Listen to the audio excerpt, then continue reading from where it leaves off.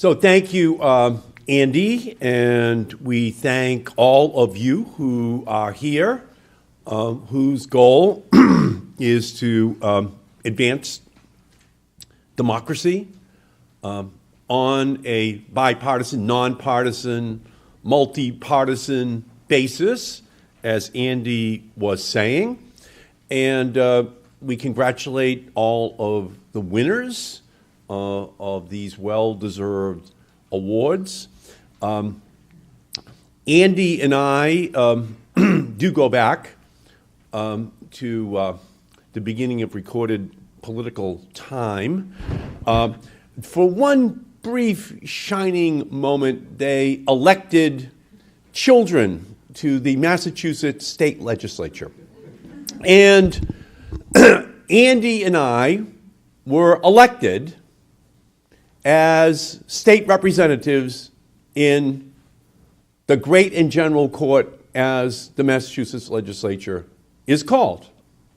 Now, Barney Frank and I were elected with Andy, and we were in Massachusetts.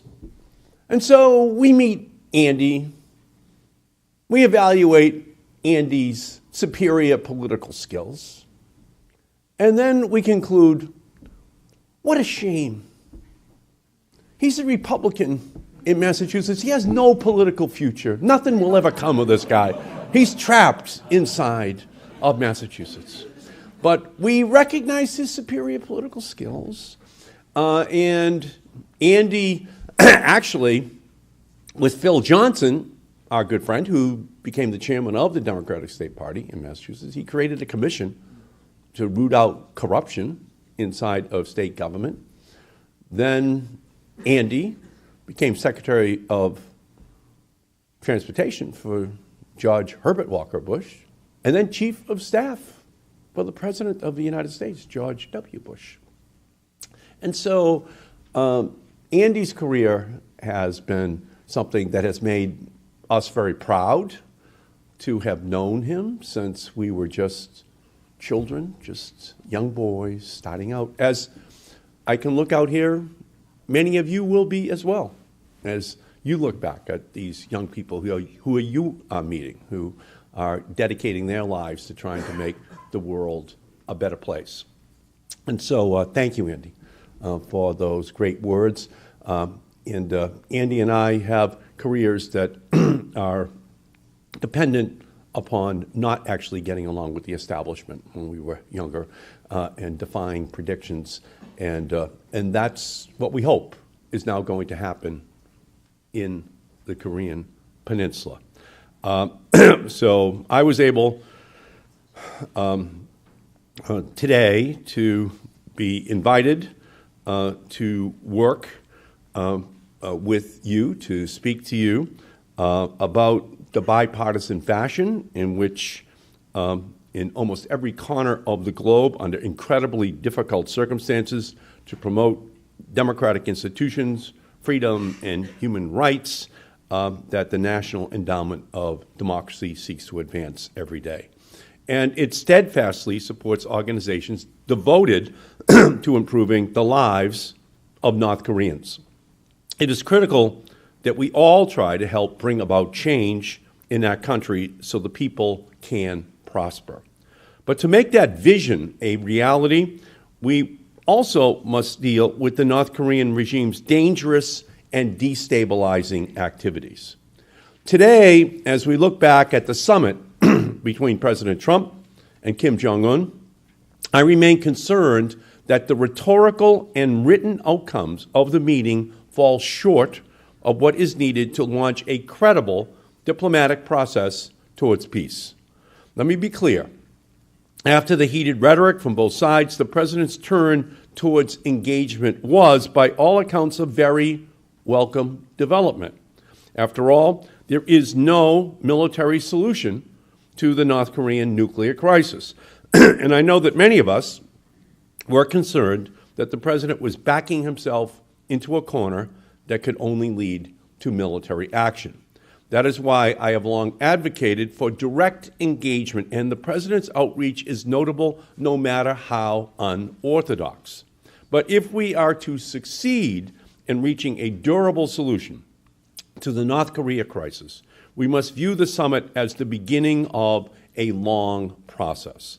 And while we must, of course, focus on the marquee threats of North Korea's nuclear, ballistic missile, and other weapons programs, we cannot forget the importance of addressing the human rights situation in North Korea as well. So direct, bilateral engagement between governments must augment the great work of the organization that is represented here today. The horrific human rights record of the North Korean regime is inextricably linked to Pyongyang's weapons programs, which depend on forced labor and the resources that would be better spent alleviating the suffering of the North Korean people. Yet, the agreement signed yesterday does little to address the threats and challenges we face or to begin to tackle the brutal oppression North Korea has conducted against its own people for decades. This is troubling, as the threats from North Korea are significant. Unlike in other countries with nuclear programs, North Korea already possesses thermonuclear warheads and the ballistic missiles to deliver them. It has shorter-range missiles that cast a dark shadow over our allies, South Korea and Japan. And as the UN Commission of Inquiry documented in its landmark report, the North Korean regime has systematically violated the human rights of its people, committing crimes against humanity. But these threats cannot be solved with force. The human cost would simply be too great. So I have long called for a diplomatic approach to the crisis. When I met with President Trump last October, when he asked me to have lunch with him, with Cory Gardner, the chairman of the Asia Subcommittee, I made the case to the president that direct and unconditional discussions were the only way to turn our pressure into progress. I will be the first to admit, however, that yesterday's vague statement, devoid of details, was not the launch pad I had envisioned. The president did not address basic definitional issues that must be clarified to begin making meaningful progress. First, we still don't know yet what, quote, complete denuclearization of the Korean Peninsula means. For example, Kim Jong Un can easily interpret that language to mean that he will only relinquish his nuclear weapons once the United States does the same. After all, history suggests that North Korea interprets the term Korean Peninsula to include U.S. nuclear weapons capable of striking North Korea no matter where they are stationed. By contrast, previous agreements were much more stringent. As you are all aware, the 1992 Joint Declaration between North and South Korea, for example, included conditions such as, quote, and this is with President George Herbert Walker Bush, quote, South and North Korea shall not test, manufacture, produce, receive, possess, store, deploy, or use nuclear weapons, and South and North Korea shall not possess nuclear reprocessing and uranium enrichment facilities. Unfortunately, neither commitment appears in this latest agreement, nor did it commit North Korea to improving the human rights of its people. Second, what timeline will be acceptable to all parties? Denuclearization, however, defined, simply cannot be solved overnight. And all parties appear to have differing expectations regarding the timeline for sanctions relief. What milestones must North Korea first reach? After all, we have not been applying pressure to North Korea for the sake of pressure. Our sanctions are meant not only to degrade North Korea's ability to threaten the United States and the region with its weapons, but also to compel North Korea to engage in meaningful negotiations that lead to peaceful denuclearization. Additionally, the international community, including the United States, has imposed human rights-related sanctions which should remain in place until there is genuine improvement in the human rights situation on the ground in North Korea. As it appears that the administration was unable to convince North Korea to adopt tougher, more detailed commitments, I hope that it is clear to the President that it is too early to remove the pressure. North Korea has not yet felt the economic pressure necessary to compel it to accept our definition of denuclearization and the detailed commitments that come with it. And relaxing human rights-related sanctions absent meaningful progress by the regime would remove important levers and could lead to greater repression. Third, assuming we can reach agreement on the definition of denuclearization, and we can agree how to sequence tangible concessions with sanctions relief, how will we conduct a credible verification regime? Verifying the North Korea concessions will not actually be an easy thing to do.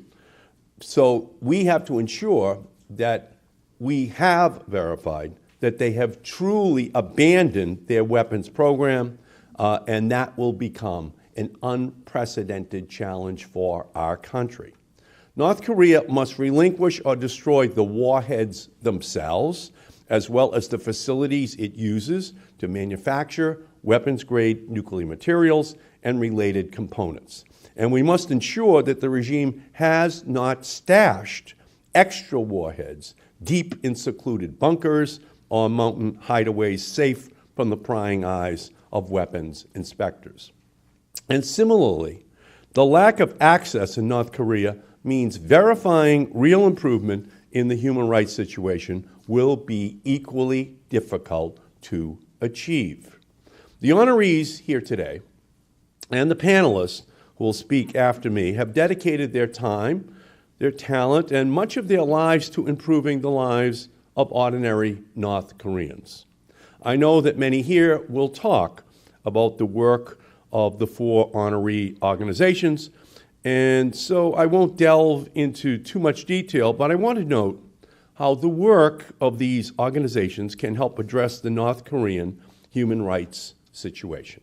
One, provide real, uncensored information to North Koreans about the nature of the North Korean regime so that the people can hold their leaders accountable. The Unification Media Group is doing just this by way of shortwave radio. These open broadcasts provide North Koreans uncensored news about North Korea, South Korea, and the rest of the world. Number two, prepare North Koreans to reintegrate into the global community. After living in a closed society, many North Koreans struggle to determine their own destinies.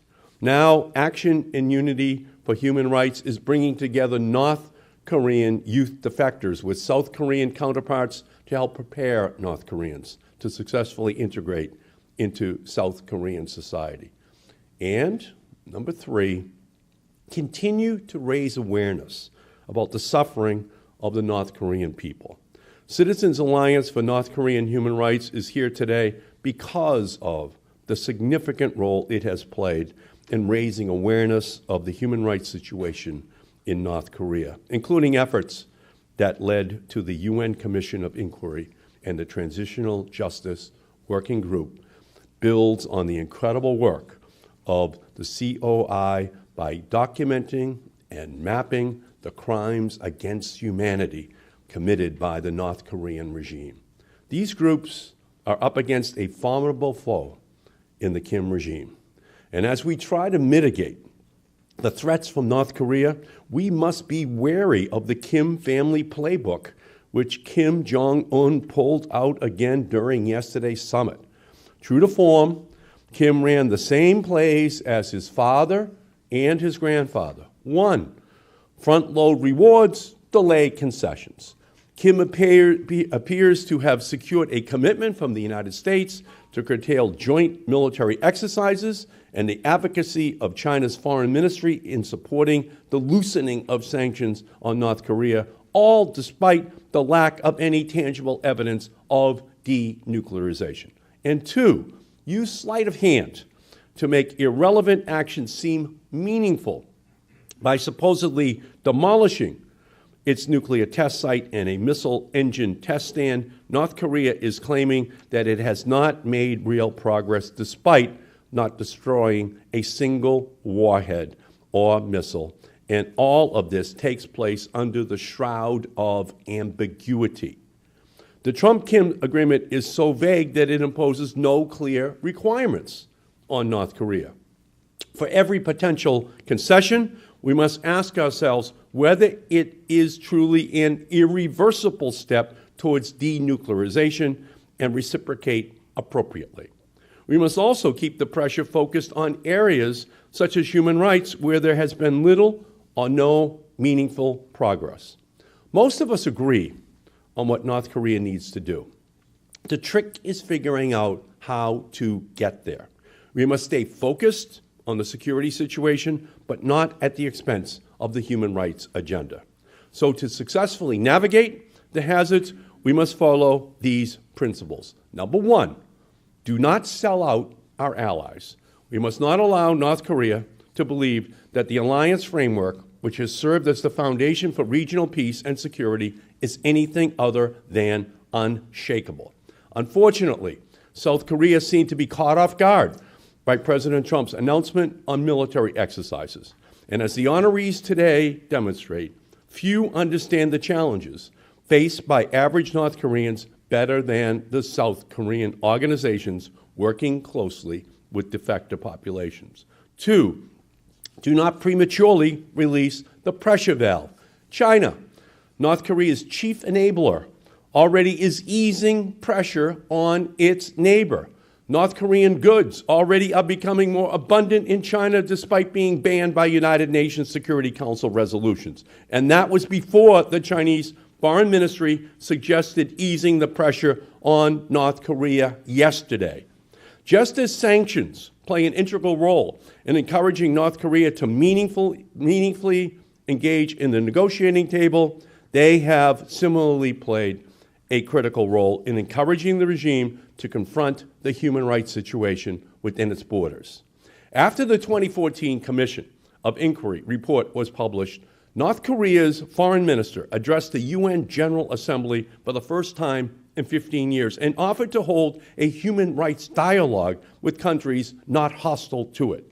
Now, we can't forget that North Korea quickly backtracked.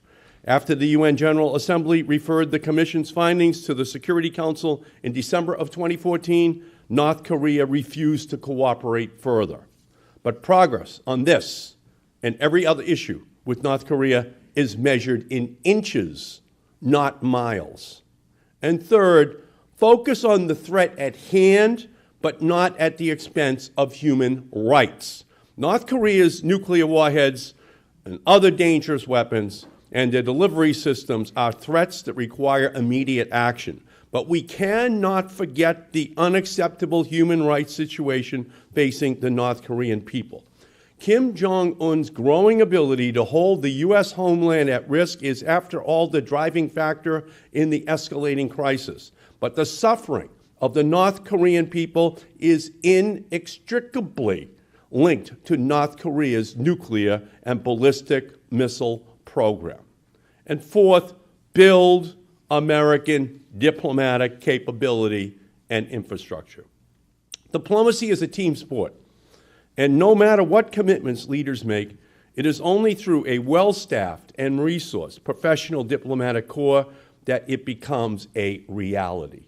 The State Department must have the resources it needs to conduct foreign policy, which should include a robust discussion of the need to alleviate the suffering of the North Korean people. And finally, come to Congress.